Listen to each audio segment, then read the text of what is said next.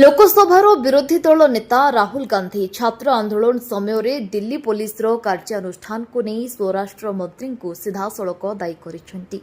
20 ଜୁଲାଇରେ ସଂସଦ ଅଭିମୁଖେ ଛାତ୍ରମାନଙ୍କ ମାର୍ଚ୍ଚ ସମୟରେ ଦିଲ୍ଲୀ ସହ ଦେଶର ବିଭିନ୍ନ ସହରରେ ପୋଲିସ କାର୍ଯ୍ୟାନୁଷ୍ଠାନକୁ ବିରୋଧ କରି ରାହୁଲ ଗାନ୍ଧୀ ଏକ ଖବରଦାତା ସମ୍ମିଳନୀ କରିଥିଲେ।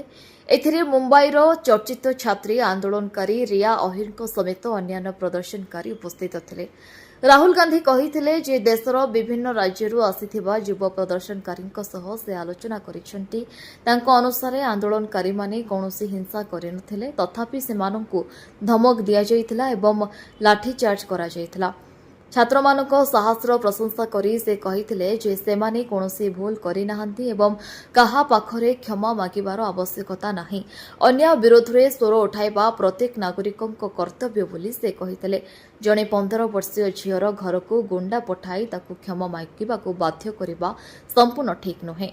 ପ୍ରଧାନମନ୍ତ୍ରୀ ନରେନ୍ଦ୍ର ମୋଦି ଓ ସ୍ୱରାଷ୍ଟ୍ର ମନ୍ତ୍ରୀ ଅମିତ ଶାହାଙ୍କୁ ଟାର୍ଗେଟ କରି ରାହୁଲ ଗାନ୍ଧୀ କହିଥିଲେ ଯେ ଏହି ଛାତ୍ରଛାତ୍ରୀମାନେ ଯେପରି ସାହସର ସହ ଗଣମାଧ୍ୟମ ସମ୍ମୁଖରେ ନିଜ କଥା ରଖୁଛନ୍ତି, ସେହିପରି ସାହସ ପ୍ରଧାନମନ୍ତ୍ରୀ କିମ୍ବା ସ୍ୱରାଷ୍ଟ୍ର ମନ୍ତ୍ରୀଙ୍କ ପାଖରେ ନାହିଁ। ଖବରଦାତା ସମ୍ମିଳନୀରେ ମୁମ୍ବାଇର ପ୍ରଦର୍ଶନକାରୀ ରିୟା ଅହିର କହିଥିଲେ ଯେ ସେ 20 ଜଣ ଛାତ୍ରଙ୍କୁ ବେଆଇନ ଭାବେ ଅଟକ ରଖାଯିବାରୁ ବଞ୍ଚାଇଥିଲେ। ଏହା ପରଠାରୁ ସେ ଲଗାତାର ଉତ୍ପୀଡ଼ନର ସମ୍ମୁଖୀନ ହେଉଛନ୍ତି। ସୋସିଆଲ ମିଡିଆରେ ତାଙ୍କ ବିରୋଧରେ ଅପମାନଜନକ ପୋଷ୍ଟ ପ୍ରଚାର କରାଯାଉଥିବା ସହ ଅଭିଯୋଗ କରିଥିଲେ ଯେ ଅଭିଯୋଗ ଦାଖଲ କରିବା ପରେ ମଧ୍ୟ ଏପର୍ଯ୍ୟନ୍ତ ଏଫ୍ଆଇଆର୍ର କପି ମିଳିନାହିଁ। ଅନ୍ୟ ଜଣେ ପ୍ରଦର୍ଶନକାରୀ ନୂତନ ଟୋପୋ ଦାବି କରିଥିଲେ ଯେ ପ୍ରଦର୍ଶନ ସମୟରେ ପୋଲିସ ପେଲେଟ୍ ଗନ୍ ବ୍ୟବହାର କରିଥିଲା ଏବଂ ସେଥିରେ ସେ ଆହତ ହୋଇଥିଲେ। ସେ କହିଥିଲେ ଯେତେବେଳେ ବି ଅନ୍ୟାୟ ବିରୋଧରେ ଠିଆ ହେବାର ସୁଯୋଗ ମିଳିବ, ସେମାନେ ନିଶ୍ଚିତ ଭାବେ ସ୍ୱର ଉଠାଇବେ।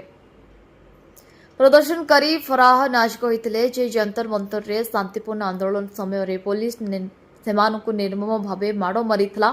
ଆହତ କରିବା ପରେ ତାଙ୍କୁ ବସ୍ରେ 3 ଘଣ୍ଟା ଧରି ଅଟକ ରଖାଯାଇଥିଲା। ନିଜ ନାମ କହିବା ପରେ ଧର୍ମ ଆଧାରରେ ତାଙ୍କୁ ଅଲଗା ଭାବେ ବ୍ୟବହାର କରାଯାଇଥିବାର ଅଭିଯୋଗ ମଧ୍ୟ ସେ କରିଥିଲେ।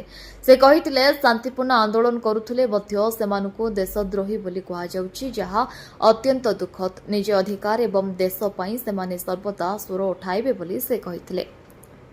ବ୍ୟୁରୋ ରିପୋର୍ଟ, ବିକଳ୍ପ ସମାଚାର। ଆମ ଚ୍ୟାନେଲକୁ ଲାଇକ୍, ସେୟାର ଏବଂ ସବସ୍କ୍ରାଇବ୍ କରନ୍ତୁ।